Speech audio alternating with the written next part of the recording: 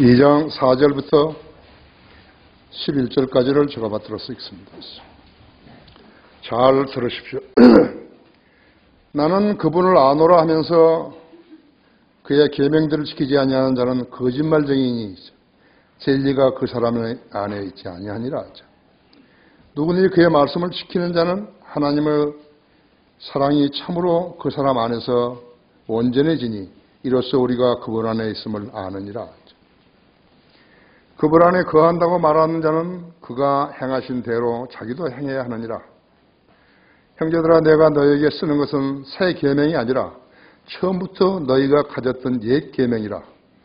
이 옛 계명은 너희가 처음부터 들었던 말씀이니라. 또 내가 너희에게 새 계명을 쓰노니 이는 그분과 너희에게 참된 것이라. 이는 어두움이 지나갔고 이제 참 빛이 빛나고 있기 때문이라 했어. 그 빛 가운데서 있다고 말하면서 자기 형제를 미워하는 자는 지금까지도 어두운 가운데 있느니라. 자기 형제를 사랑하는 자는 빛 가운데 거하며 자기 안에 실족할 계기가 없으나 했어. 자기 형제를 미워하는 자는 어두움 가운데 있고 어두움 가운데 행하되 자기가 어디로 가는지 모르니 이는 그 어두움이 그의 눈을 멀게 하였습니다. 성경을 많이 읽어도 이런 부분이 어디에 있는지 잘 모르시는 성도들도 있을 거예요. 오늘 이 말씀을 통해서 설교 들으시면서 많은 것으로 깨우치시고 여러분 믿음의 새로운 변화가 있게 되기를 바랍니다. 다 같이 기도하십시다. 위대하신 아버지 하나님, 이렇게 아름다운 날씨를 주시고 또 우리 성도들 모두 다 건강하게 지켜주셔서 함께 주일 경배에 참여하게 하심으로 인해서 감사를 드립니다.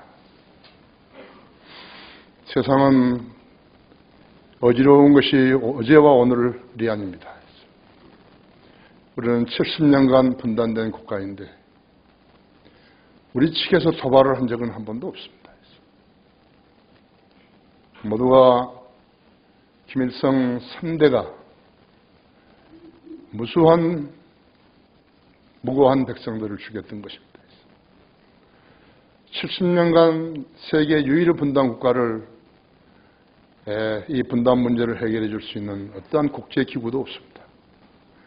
우리나라 사람이 유엔 사무총장을 10년간 했지만 북한도 한번 다녀오지 못했으며 우리 통일에 대해서 단 한마디도 말을 할 수 없었던 그러한 인물이었습니다. 그 사람뿐만 아니라 그 전 사람들과 그 후 사람들도 마찬가지인 것입니다. 미국이 아무리 힘이 있다 하더라도 이 문제 하나를 해결하지 못하고 결국은 그들의 핵 위협 앞에서 방황하고 있는 것입니다. 주님, 그러나 우리는 주님께서 허락하신 자유와 평화를 유지하고 있습니다. 우리나라는 자유민주주의입니다. 그런데 종북 좌파들이 자유라는 말을 빼버리고 민주주의라는 말만 쓰겠다는 것입니다. 많은 암초가 도사리고 있습니다. 이 나라를 하나님께서 도우시지 않으시면 이 나라도 위태롭고 자유를 잃어버릴 수 있습니다. 우리의 기도에 저를 경청하셔서 이 민족을 깨우쳐 주시고 또 주님의 길을 따를 수 있는 그러한 용감한 의지를 주셔서 국토 방위에 힘쓰게 해주십시오. 성도들, 가정들을 잘 돌보시고 특별히 질병 어려움 당하는 지체들을 주님 방법으로 치유해 주셔서 건강한 모습으로 생활하게 해주시며 주님 섬기게 해주십시오. 사업하는 형제자매들도 주님 동일한 은혜로 돌봐 주셔서 어려움 당하지 않게 하시고 번성케 해주시기 바랍니다. 그 외에도 각자가 생활하는 데 어려움이 있을 테인데 주님이 기도로 다가서면 늘 만나주시고 해결해 주십시오. 지난 주일 우리 청년의 교제가 있었는데 참 잘 돌봐주셔서 감사하며 각자가 다 만족스럽게 여기고 나왔다는 데서 저도 주님께 너무 감사합니다. 추운 날씨인데 건강하게 지켜주십시오. 우리 교회적으로 교육하고 있는 일들이 여러 가지 있습니다. 주님께서 지혜를 주셨고 우리는 그 지혜대로 준비하고 있습니다. 하나님의 일들이 부끄러움 당하지 않도록 잘 염려해 주시기 원합니다. 시간 봉도와 말씀 강론할 때 제 안에 충만해 주시고 우리 성도들도 지각을 열어주셔서 하나님의 말씀을 이해하는 데 어렵지 않게 해주십시오. 인터넷으로 국내외에서 듣고 있는 우리 성도들도 동일한 은혜로 일깨워 주시며 동참하게 해주십시오. 모든 것을 주님 손에 부탁드리며 곧 다시 오셔서 우리를 데려가실 주 예수 그리스도 이름으로 기도했습니다. 아멘. 당신의 고백은 순수한가? 이러한 제목으로 말씀을 드리겠습니다. 프란치스코 교황이 1월 22일 남미 순방을 마치고 로마 교황청으로 돌아오는 비행기 안에서 1980년 아동 성추행으로 2011년 교황청에서 처벌을 받아 사제직에서 은퇴한 칠레의 한 교구의 신부 페르난도 카라디마를 2015년에 다시 주교로 임명해서 그를 옹호했다가 이를 안 천주교인들이 성당에다 화염병을 던지고 그렇게 함으로써 교황은 성추문 사제를 두둔한 것을 사과했습니다. 스스로 가장 자기가 높은 기독교계의 수장이라는 사람이에요. 어떤 일에 대해서 자기가 잘못한 일에 대해서 사과한다는 것이 말이 되는 것이에요. 그렇죠? 뉴욕타임스는 1월 22일 날 교황의 부도덕인 권위와 인기가 약화되어 있다는 지지자들의 우려가 있다고 전했습니다. 아주 점잖하게 꾸짖은 거죠. 스스로 하나님의 대리자라고 추겨세운 그자의 권위가 실추된 것인 거예요. 자기가 만든 권위를 자기가 욕되게 했는데 그런 권위를 자랑하면서 교황 짓을 하고 있는 것입니다. 최근에 있었던 일인데요. 주기도문이 잘못됐다고 그걸 수정한 거예요. 이 교황. 너무나 웃기는 거죠. 성경을 자기가 수정할 수 있다고 생각하고 있는 것이. 이런 사람들이 세계 곳곳에 다니면서 쓰잘데없이 만날 한다는 소리가 평화라고 이야기하고 있는 것이.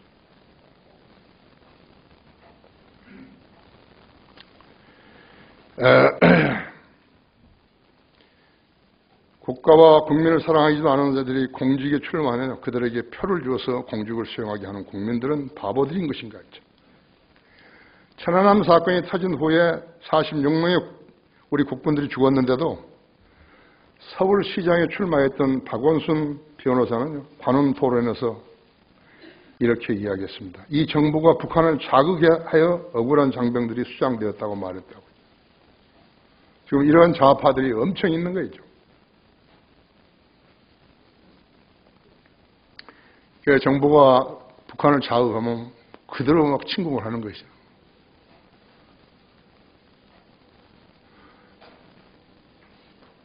왜 이명박 대통령이라는 사람은 그때 아무 일도 못하고 있었죠. 연평도 바로 그 건너편에는 북한군 잠수정 기지가 있는데 그걸 쳤어야죠. 총 한 방도 못 쏜 대통령. 거의 국군 통수자예요. 그 사람이 끝나고 나오면서 뭐라고 하는지 아십니까? 그것을 방기까지 못한 게 천추한이라고 그따위 소리 하고 있는 거죠. 우리가 그런 사람들에게 표를 줘가지고 대통령이 되게 한 거죠. 우리가 받아야 할 죄들이, 벌들이 다 이런 것이라고 했죠.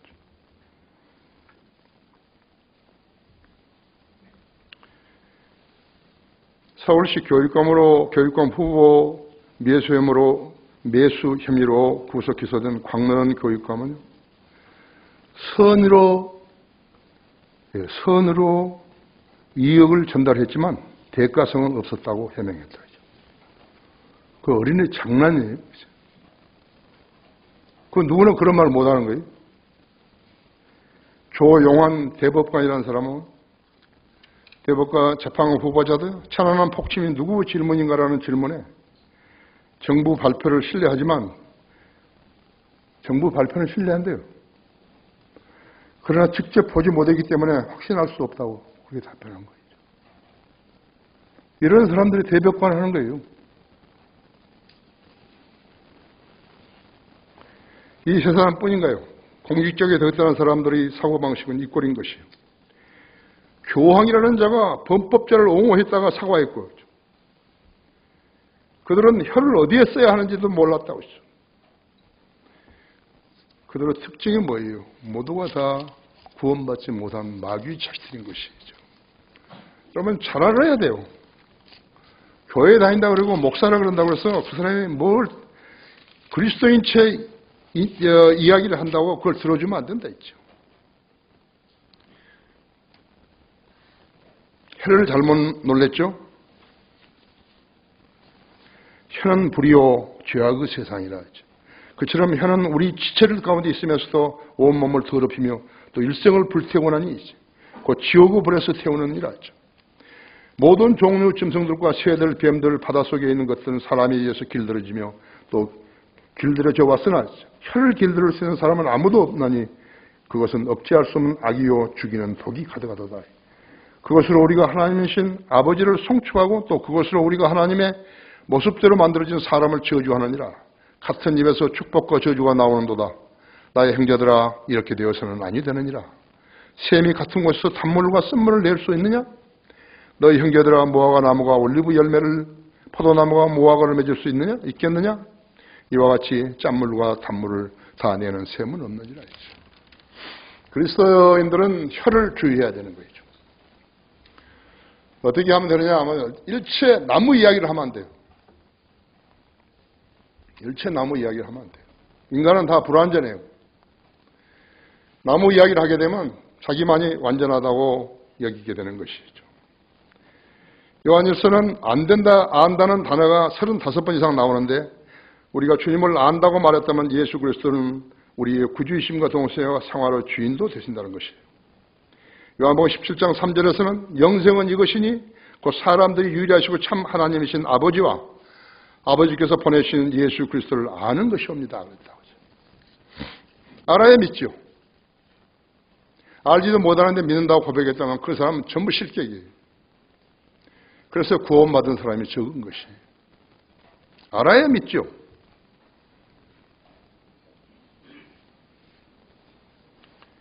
주님을 안다고 고백한 성도가 책임감 있게 살아갈 때 주님과의 교제가 유지될 수 있는 것입니다. 왜 내 기도는 이렇게 기도가 응답이 안 되는 것인가? 주님을 잘 알지 못한 것이에요. 그러면서 믿는 채 한 것이에요. 하나님의 그 사람이 주님을 안다고 말할 수 없으면 성경 전체가 불신의 책이 되는 것이에요. 그건 아주 가증한 일이에요. 다른 사람이 나는 기도해서 기도 응답을 받았다. 이런 말을 하는 것이 그 사람에게는 거짓말로 들리는 것이에요.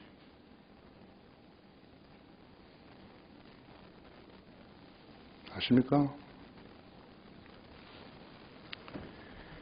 주님을 안다고 고백한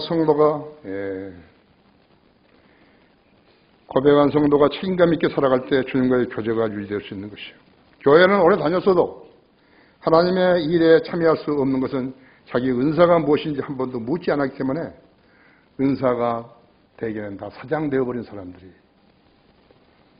내가 주님을 섬기고 주님을 위해서 일하고 싶은데 저가 받은 은사가 무엇입니까? 그걸 한번 못 물어봐요. 만약 하나님께서 은사를 내게 알려주시게 되면 내가 주님을 위해서 계획하겠습니다. 자기 생이 너무 복잡하게 되기 전에 그러한 결론을 가지고 했어야죠. 그렇죠?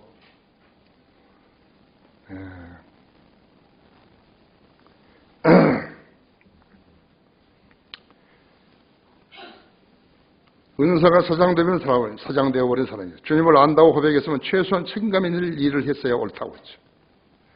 우리 교회만큼 다양한 사역들이 있는 교회가 이 나라에 어디 있겠어요? 없죠. 자, 이제 나는 나이도 많이 먹어버렸고 이제 더 이상 무엇을 도울 수도 건강도 나쁘고 할 수 없다. 그런 사람들에게 해당되는 말이 아니에요. 더 젊은 나이에 더 자기가 일할 수 있을 때 눈도 좋고 기억력도 좋고 그럴 때 주님께 물으면 주님께서 생을 인도해 주시는 것이에요. 주님께 주님을 안다고 고백한 그리스도인은 첫째로 주님의 계명들을 지키는 것이에요. 주님의 계명들을 지키는 것이에요. 여기 4절부터 6절까지를 다시 읽겠습니다. 나는 그분을 아노라 하면서 그의 계명들을 지키지 아니하는 자는 거짓말쟁이니 진리가 그 사람 안에 있지 아니하니라. 누구든지 그의 말씀을 지키는 자는 하나님의 사랑이 참으로 그 사람 안에서 온전해지니 이로써 우리가 그분 안에 있음을 아느니라. 그분 안에 거한다고 말하는 자는 그가 행하신 대로 자기도 행해야 하느니라. 아멘. 나는 주님을 안다고 고백했으면서도 그분의 계명들을 지키지 아니하게 되면 주님은 그를 거짓말쟁이로 간주하시는 것이에요. 거짓말쟁이면 누구죠? 마귀 자식을 말하는 것이죠. 어떤 사람이 이 계명들을 지키지 않는 것인가?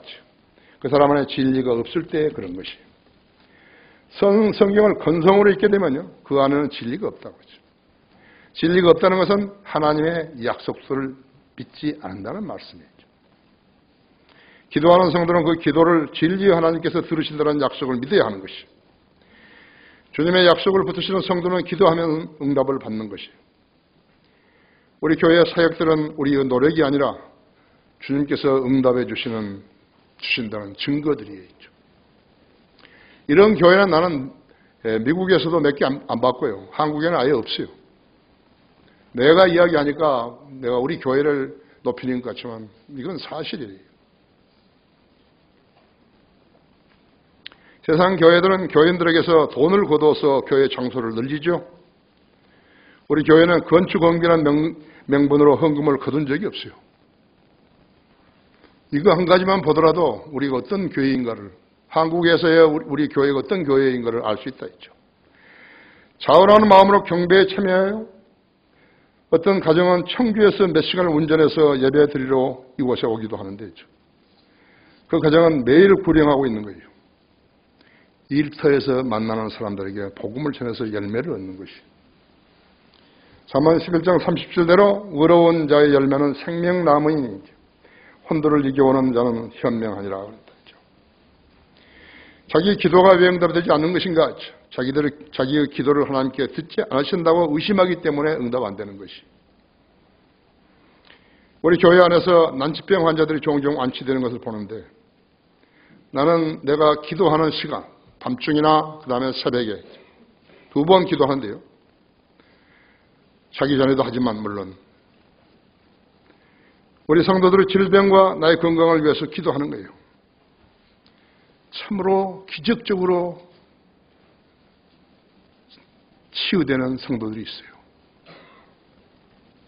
나는 어떤 자매인데요. 자기가 그 진찰을 해보니까 무슨 암이라고 이렇게 났다고 아주 시들해져가지고 온 거예요. 그래서 걱정하지 말라고 내가 기도한다고.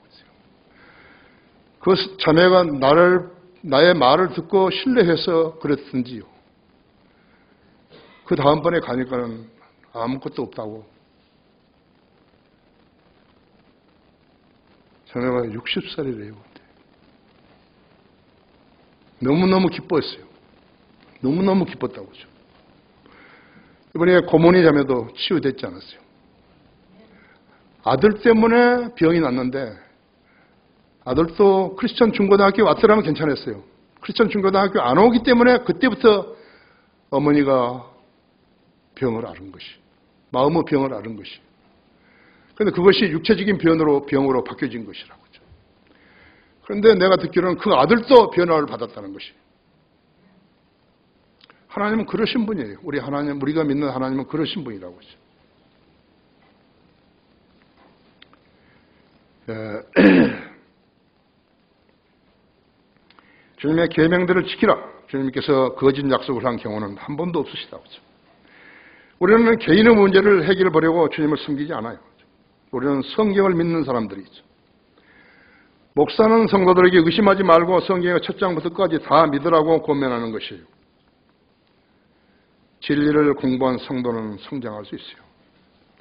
어린아기의 힘으로 의무적으로 버거운 짐을 지거나 위장도 튼튼하지 않은데 딱딱한 음식을 소화시키려고 했으면 힘이 들게 돼 있죠. 여러분이 소화를 잘 시킨다면 몇 끼 밥을 먹고 여러분은 행복한 사람들이에요. 밥을 먹고 계속 소화제를 먹는 사람들도 있어요. 이것이 그리스도인들의 특권인 것이죠. 쉬운 계명부터 하나씩 실행하다 보면요, 어느새 단단한 음식을 소화시킬 수도 있고 기도도 진지하게 될 수 있다고. 이것이 성장하고 있다는 증거예요. 계명은 기록된 말씀을 지키는 일입니다. 이것이 명령에 순종한다는 것이에요. 쉬운 계명부터 지키는 체질을 갖추게 되면 그 사람은 생을 사는 동안에 두려움이 전혀 없게 돼 있어요. 주님께서 계명을 지키라 해서 지켰더니 기도가 응답된 것이에요. 그리스도인이 계명을 지킨 사람이죠. 사람인지 아닌지 어떻게 알 수 있는 것이요. 주님을 두려워하는 사람들은 계명을 지키는 것이요. 주님을 두려워하지 않게 되면 주님도 그 사람의 기도에 경청하지 않으시는 거지. 주님과 성도의 교제는 거기서 시작되는 것이요. 강단에서 그렇게 설교를 하는데도 무심결에 들은 것처럼 하면 안 되는 거예요. 여기서 설교가 나가면은요, 그것은 여러분이 알고 믿으라는 것이고, 여러분 생이 주님 중심으로 바뀌어지라는 것이야. 전에는 여러분 자신의 중심으로 되었지만요, 저는 주님 중심으로 바꿔지는 것이에요. 그것보다 좋은 처방은 없어요. 우리는 1분 뒤에 무슨 일이 날아가는지 알 수 없어요. 30초 이후에 어떤 일이 날지 그것도 모르는 거죠. 그렇죠? 요한복음 5장 15장 22절에서는 나의 계명은 이것이니 내가 너희를 사랑한 것 같이 너희도 서로 사랑하는 것이다. 기분 날 때만 아니죠. 점진적으로 그 양을 늘려가야 하는 것이죠. 여기 요한일서 3장 7절에 보면요,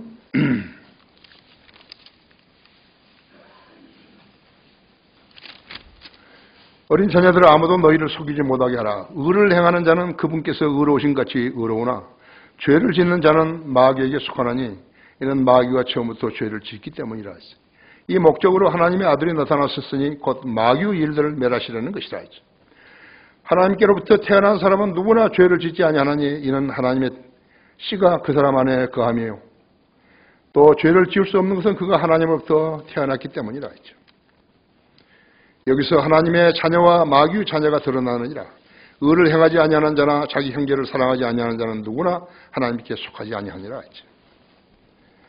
주님을 안다고 고백하는 그리스도인은 둘째로 내가 너에게 새 계명을 쓰노니 그랬죠. 2장 7절부터 8절까지죠. 형제라 내가 너에게 쓰는 것은 새 계명이 아니라 처음부터 너희가 가졌던 옛 계명이라. 이 옛 계명은 너희가 처음부터 들었던 말씀이니라 했지. 또 내가 너에게 새 계명을 쓰노니 이는 그분과 너에게 참된 것이라. 이는 어둠이 지나가고 이제 참빛이 빛나고 있기 때문이라 했죠. 주님께서는 8절에서 새 계명을 쓰신다고 말씀하시면서 새 계명이 아니라 처음부터 너희가 가졌던 옛 계명인데 이 옛 계명은 너희가 처음부터 들었던 말씀이라고 말했다. 그렇다면 이 말씀의 의미가 무엇인 것인가 했죠. 여기 좀 실내가 덥는데요. 실내가 좀 더워요. 그리스도인 즉 예수 그리스도의 피값을 지불하고 구속시킨 하나님의 자녀들은 구속받은 그 순간부터 사랑을 실천해야 마땅하다는 뜻이에요. 우리가 그리스도인과 그리스도인 아닌 사람들과 우리가 뭐가 다른 거죠?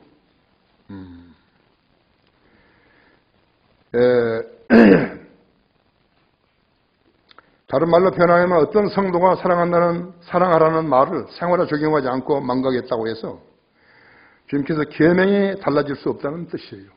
주님의 계명은 바꿔줄 수 없어요.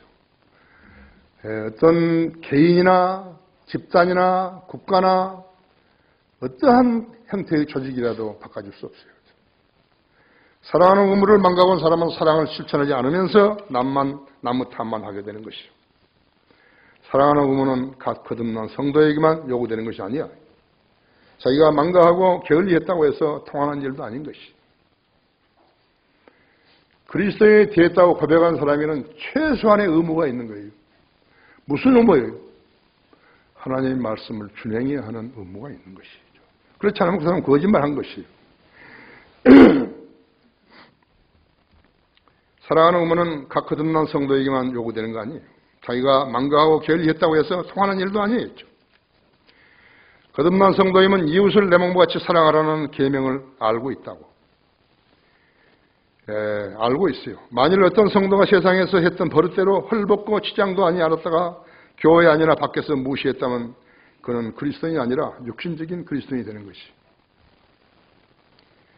우리는 얼굴이나 용모를 보고서 옷을 보고서 그 사람을 대우하는 사람들이 아니에요. 육신적인 그리스도인은 명칭만 그리스도인이죠. 몸은 그리스도인이 아닌 사람을 말하는 것이. 닭을 보십시오. 닭이나 떡국이나 딱따구리나 공작이나 털을 뽑아 놓으면요. 뭐가 다른 새인지 모르듯이요. 그리스도인 외모도 그리스도인은 외모 외에도 속사람이라는 게 있는 것이. 우리가 하나님의 말씀을 순종함으로써 믿고 순종함으로써 형성되는 그리스도인 실체적인 그것이 실체가 그 사람 안에 있는 그 속사람이죠. 우리가 지금 내 보이는 것은 이 겉사람이라 했죠. 겉사람은 친절할 수도 있고 남을 도울 수도 있고 그렇지만 속사람은 사랑을 실행할 수 있는 것이. 사랑할 수 없는 사람을 사랑하는 것이. 사랑할 수 있는 사람을 사랑하는 것은 사랑 아니라 그랬다. 그것이 겉사람이 하는 거 아니에요. 돈 좀 몇 푼 주고 그런 거 아니에요. 속사람이 하는 것이요. 그를 위해서 기도해주고 더 오래 기도해주고 그렇게 하는 것이요.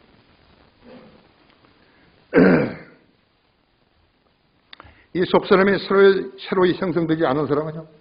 각 자연에서 벗어났어도요. 영적인 사람이 되기 위해서는 상당한 시간과 노력이 필요한 것을 배워야 하는 거예요.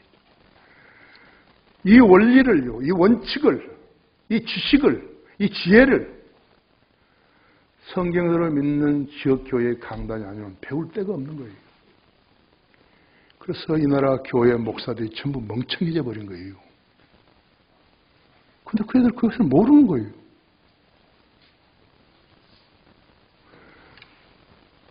내가 사서 읽어서 도움이 될 수 있는 책이 한 권도 없어요. 나 같은 그리스도인만 있으면요, 이 기독교 소위 출판사가 망해버릴 것이에요. 한 권도 없어.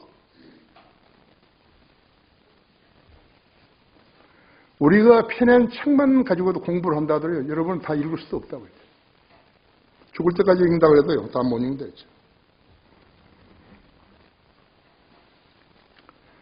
영적인 사람은 영적인 일에 관심이 있는 거예요. 세상에서 누가 무슨 대통령이 됐다, 누가 뭐 장관이 됐다, 국회의원이 됐다, 누가 진급을 했다, 뭐 했다, 그런 관심 전혀 없어요.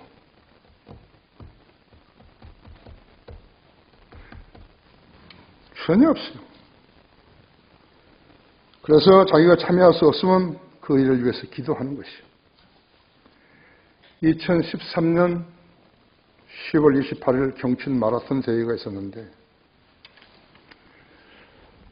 47살 먹은 아버지가요, 17살 먹은 근육 이완증을 앓은 아들을 휠체어에 태우고 마라톤 온 코스 42.193km, 195km를 완주했어요. 이 거리를 주파하는데 5시간 5분이 걸렸다고 해요. 그럼 어떻게 그가 코스를 완주했던 것인가 했죠. 매일 20km 이상을 뛰었다는 것이에요. 그 아버지가 우리 하나님의 아버지시고 우리가 그분의 자녀라면 우리도 그렇게 연단을 받아야 했던 것이. 교회 갔다 와가지고 책을 텔레비전 위에 올려놓고 먼지 끼도록 기다렸다가 주일날 다음 주에 되면 다시 그걸 가지고 나오는 사람이죠. 그 사람은 기도가 경쟁이 되겠어요? 그 사람이 이 설교를 들을 때 내가 옳게 설교한다고 그것을 알 수 있을까요? 여러분은 근육 이완증을 앓은 그 아들 것 같아요. 연단을 받아야 되는 거예요. 목사가 여러분에게 설교를 했는데 여러분 뭐 어디 가서 우리 교회 사람들이 많이 오니까 교회를 더 짓겠다고 넓혀야 된다고 돈 가지고 그런 일을 하던가요? 내가 언제 한번 여러분 보고서 사람을 좀 데려오라고 하던가요? 교회 성도가 필요하니까 데려오라고 하던가요? 안 했잖아요. 우리나라에서요. 그 말을 안 하는 사람은 우리 교회와 우리 성인을 믿는 교회밖에 없어요.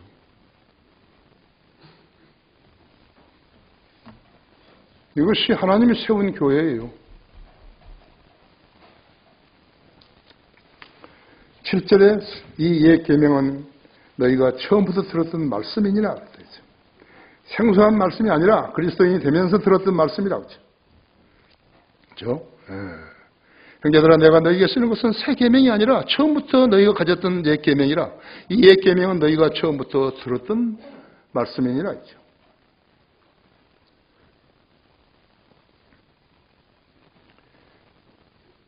사랑을 실천하는 것은 의무죠. 사랑을 실천하는 성도가 다른 성도에게 왜 당신은 사랑이 없냐고 따지는 것이 아니다.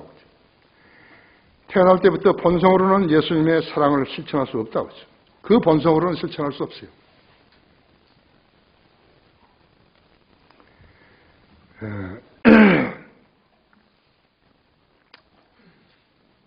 그리스도인이 되고 나서 영적 아기가 자기 뜻대로 성령으로 믿는 교회를 어찌 찾을 수 있겠어요?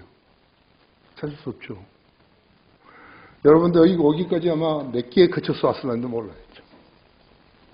그렇죠? 만약 거기 왔는데 이것도 아니다 이거. 얼마나 낙담하겠어요. 마치 배를 여러 날 굶고 이렇게 눈에 신기루가 보였어요. 십자가가 빨간 십자가가 밤에 보이기에 거기가 식당인 줄 알고 찾아갔더니요. 모든 썩은 음식들이 있죠. 흙이진 배를 안고 다시 나와서요. 또 다른 데를 가봤는데 똑같은 것이죠. 이것이 한국 실상이에요. 한국은 아니에요. 한국이 가장 많은 거예요, 이게.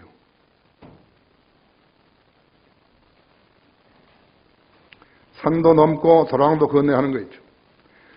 시장도 가보고 혼인식, 장례식도 다녀봐야 하는 것이요. 가진 게 있어도 없는 것처럼 청량하고 배운 게 많아도 못 배운 것처럼 겸손해야 하는 거예요. 자신의 뜻을 아무에게나 행사하는 건 아니에요. 결혼했으면 아내는 남편의 이상과 수준에 맞춰야 하는 거예요. 처음에는 몹시 힘이 들지라도 용광로에다 집어넣고 제대로 빚어지도록 망치질을 해서 그렇게 해서라도 나쁜 습관을 바로잡아야 하는 것이요.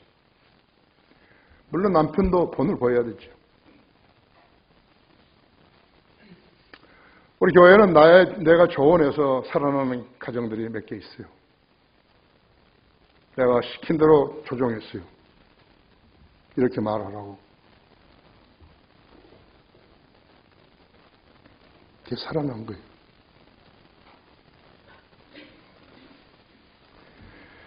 그리스도인이 되었으면 그리스도인으로 살아야 되는 거예요. 그리스도인이 되었는데 아직도 세상 사람은 기질을 가지고 있다면 안 되는 거예요. 그건 철저하게 버려야 되는 것이에요. 주님을 안다고 고백한 성도는 세 번째로 자기 형제를 미워하는 자는 어둠이 그의 눈을 멀게 하였습니다. 9절에서 11절까지입니다. 그 빛 가운데서 있다고 말하면서 자기 형제를 미워하는 자는 지금까지 어두움 가운데 있느니라 하죠. 자기 형제를 사랑하는 자는 빛 가운데 거하여 자기 안에 실족할 계기가 없으나 하죠. 자기 형제를 미워하는 자는 어두움 가운데 있고 어두움 가운데 행하되 자기가 어디로 가는지 모르니 이는 그 어두움이 그의 눈을 멀게 하였습니다. 했죠. 신앙이라는 것은요, 어찌 사치스러운 그런 것이 아닙니다. 상대를 위해서 내가 죽는 것이에요. 연단받지 않은 사람은 절대로 그런 사람이 그 지역교회에서 나올 수가 없어요. 돈이 있으면요, 돈 주는 것은 간단해요. 그보다 더 쉬운 일 없어요. 그것은 믿음 아니에요. 왜? 누구나 할 수 있어요. 나도 퍽이나 많이 해봤어요.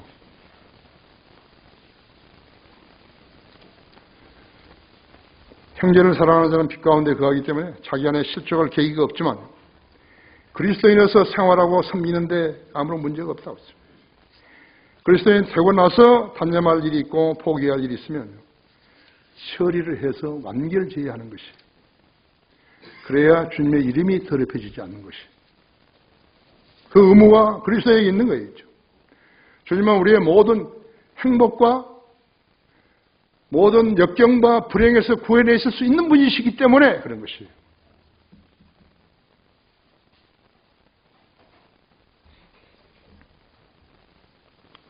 그리스도인으로 자신을 소개하고 복음을 전하는데 상대가 영접 기도로까지 하고 나서 육신을 드러내게 되면 난감함을 경험하게 되죠. 세상 사람들이 돈을 좋아하는 습관은 습관이 아니라 죄성인 거예요. 죄예요. 이 세상에서 돈을 좋아하지 않는 사람이 있다면 그는 의인이라 불릴 수 있다고 하죠. 내가 견딜 수 없는 것은 거짓되이 그리스도인 행세를 하는 가짜 목사를 볼 때이죠. 그래서 나는 목사 친구가 없어요. 이 나라에는 없어요. 내가 구원받은 후에 가장 먼저 포기하는 말씀이, 포기하라고 말씀하신 말씀이 돈을 사랑하지 말라는 것이었어요. 내가 그렇게 된 것이 아니라 주님께서 그렇게 만드신 것이. 그날 이후로 나는 돈을 사랑하지 않는 것이. 사랑한 적이 없어요.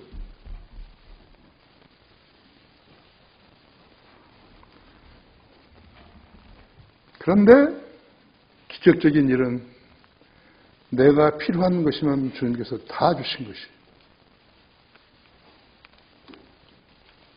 그래서 지금 우리 교회 장소와 강화에 있는 교육관과 생활관, 거기에 8채의 집과 관리인 집 하나, 식당, 부엌까지 다, 또 나의 쉼터. 그걸 보면 주님께서 다 예비해 주셔가지고 그렇게 하라고 하신 것이에요. 주님께서 해주신 것은 언제 봐도 만족스러운 것이에요. 그런데 감탄이 안 나오겠어요. 감사하다고. 그럼 어떤 사람은 그런 복을 향유하고 어떤 사람은 향유하지 못하냐는 거예요. 그것이 내 의문이에요. 그래서 우리 집에 온 사람한테는 내가 다 내 침실부터 내 서재까지 다 보여주는 거예요. 왜 보여주는가? 주님께서 나한테 주셨다고. 내가 자랑하는 거예요. 당신도 그렇게 되라고. 그냥 자랑하는 거 아니에요.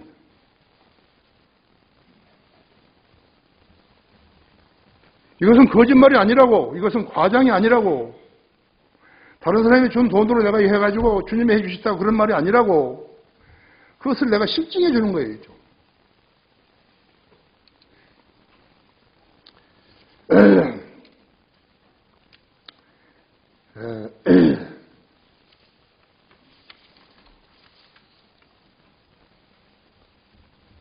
뿐만 아니라 돈으로 헤아릴 수 없는 사역들이요. 우리 성경을 가르치는 강사들, 기도하면 길을 열어주시는 주님, 우리가 돈 벌려고 했던 일은 하나도 없어요. 다만 교육관이 유지될 수 있도록 거기에 필요한 비용이 들어가는 것을 나는 교회 헌금으로 안 메꾸겠다는 것뿐이에요.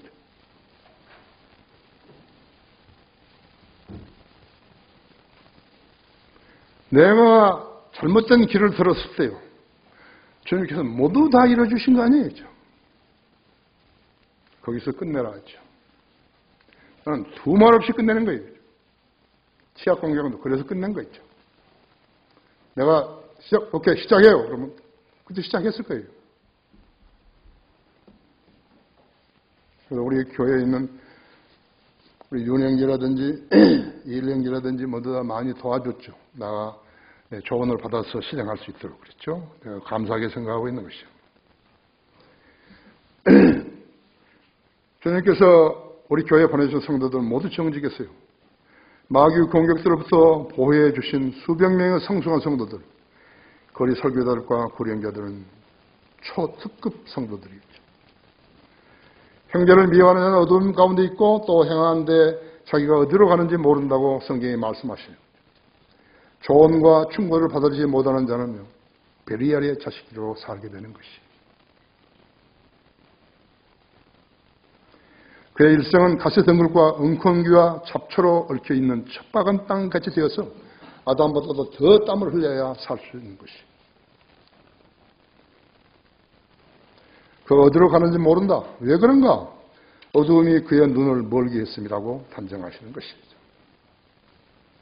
왜 지역교회는 데모전 3장에 규정한 대로 목사가 필요한 것인가 했죠. 양무리들을 인도하고 악한 짐승들로부터 보호하고 상담하고 생을 돌봐줘야 하기 때문에 그런 것이에요.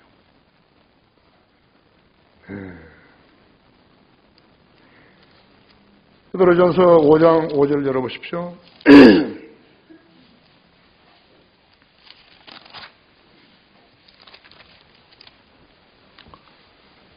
이와 같이 너희 젊은이들아 장로에게 복종하라. 장로는 목사지요. 너희 모두가 서로 복종하고 겸손함으로 옷을 입으라. 이는 하나님께서 교만한 자들을 대적하시고 겸손한 자들에게 은혜를 주심이라. 그러므로 하나님의 능하신 손 아래서 겸손하라. 때가 되면 그분께서 너희를 높이시리라. 왜 장로들에게 복종하라 했죠? 곁길로 가게 하지 않기 위해서 그런 것이. 만일에 장로라는 사람이, 목사라는 사람이 엉터리면 어떻게 되는 것인가?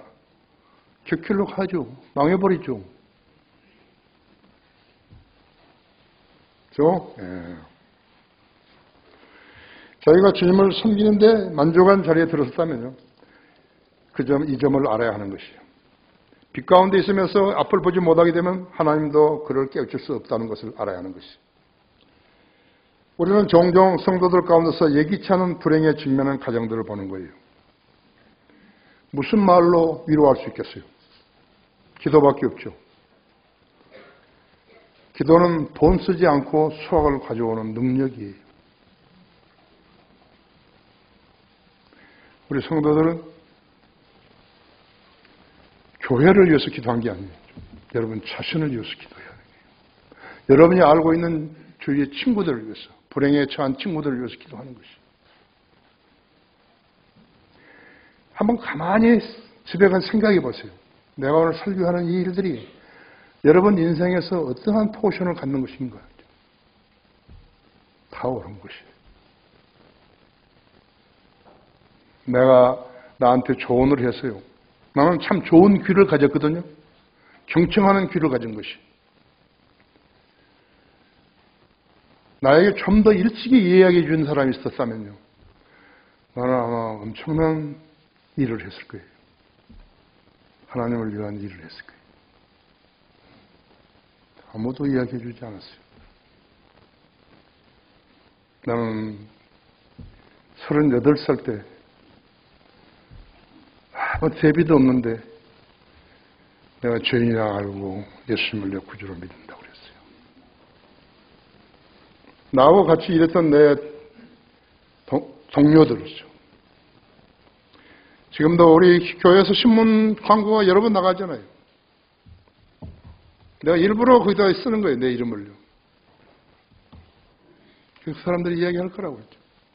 이 사람은 목사를 할 사람이 아닌데, 바로 그것을 알라는 거예요. 목사를 할 수 없는 사람이 아닌데 하나님께서 목사를 시켰더니 그 사람이 위대한 일을 했다 이거죠. 그것을 알고 믿으라는 거죠.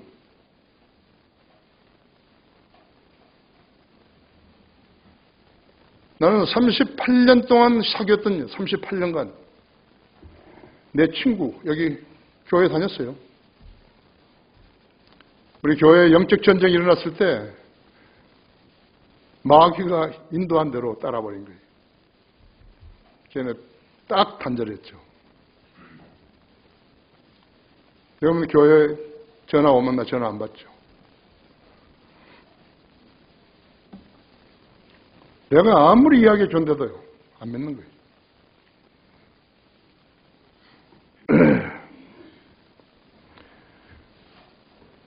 결론적으로 요한복음 17장 3절에서 영생은 이것이니 예수 그리스도를 아는 것이다. 나는 주님을 잘 압니다라고 말할 수 있는 성도는 주님을 사랑한다고 말할 수 있다. 주님을 사랑하는 성도는 자기 아내, 남편, 자녀들을 사랑할 수 있다고 다른 성도들도 사랑할 수 있는 것이. 사랑이 아닌 것으로 사랑하지 않은 것은 위선이요 모욕이라고 하죠. 특히나 하나님을 사랑한다고 함부로 이야기를 했다는 것은 하나님을 모독하는 일인 것이에요. 하나님은 전지전능하신 분 아니에요. 모르신 게 없는데 응? 그래? 어떻게 나를 사랑하냐고.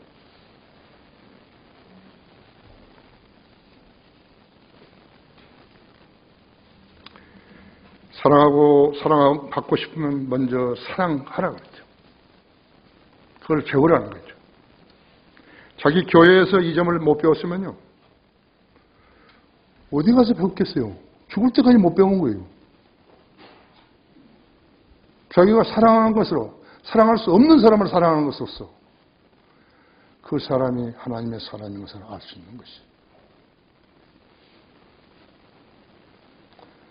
무엇을 갖다가 주라는 거 아니에요. 기도해 주라는 거예요. 그 사람의 필요가 무엇인지 있는 것인지 나는 가진 게 없으니까 기도해 주라는 것이에요. 몸이 아프면 참 쉽게 낫게 해달라든지 가난하면 누군가가 도움을 달라든지 기도해 달라는 것이에요. 사업이 불성실하면 사업을 할 수 있게 해달라고 기도해 주시는 것이에요. 2월 9일 날 한 일간신문은요. 성락성결교회 목사가 실렸는데 독일 보쿰대에서 교리사로 박사학위를 받았다는 것이에요. 근데 그 사람이 반석이 무엇인 건 모르는 거예요. 교리사로, 교회 사회 중에서 교리사로 공부를 했다는데. 그런 반석은 풀뿌리 동네 교회라며 교회 앞에다 반석이라고 써놓은 돌을 세워놓은 거예요. 그 사람은 자기를 사람들이 모를 거라고 생각한 거예요. 자기 무지를 모를 거라고. 그 무지를 나로 하여금 하나님께서 보게 하시지 않았어요. 그래서 반석이란 거예요. 그 사람은 조영기 목사를 종교 분야의 천재라고 썼다고 하죠. 전국구 교회가 있다. 전국구 교회. 모든 교단 교회들이 지방에 세워놓은 교회들이 전국구 교회라는 거예요. 전국구 교회는 성사적인 교회가 아니다. 이런 이야기를 한 것이죠. 그런 사람들이 지금 교회 강단에서요. 무엇을 놓고 설교를 했을까요? 풀뿌리 교회, 동네 교회가 반석이라는데. 웃기죠? 성도들이 성경을 모르게 되면요, 목사들이 거짓말로 설교하는 거예요. 그런 게 있을 수 있나요? 나는 길이요, 진리요, 생명이라는 그 말씀하신 그분 앞에서 그런 이야기 하면 되나요? 하나님을 첫째로 두려워하고 예수 그리스도를 첫째로 사랑하라는 그 계명도 모르는 거예요. 어리석은 자들이에요. 어리석은만 침범하는 것이. 다 같이 기도하시다.